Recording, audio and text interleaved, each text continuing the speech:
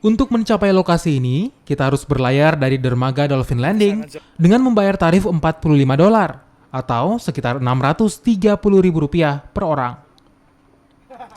Kapal lalu akan membawa kita berlayar selama 30 menit menuju tempat menikmati matahari terbenam dari tengah laut. Jika kita beruntung, sekawanan lumba-lumba juga dapat dijumpai. Di lokasi ini juga menawarkan 4 paket tujuan wisata, yakni Shell Island, Dolphin Watch, Egmont Key, dan Sunset Sail. Nah saudara, sekarang saya sudah ada di kapal menuju salah satu tujuan wisata yang sangat terkenal di St. Pete Beach, Florida, Amerika Serikat. Tujuan wisata yang akan kita lihat adalah menikmati sunset yang sangat indah di tempat ini.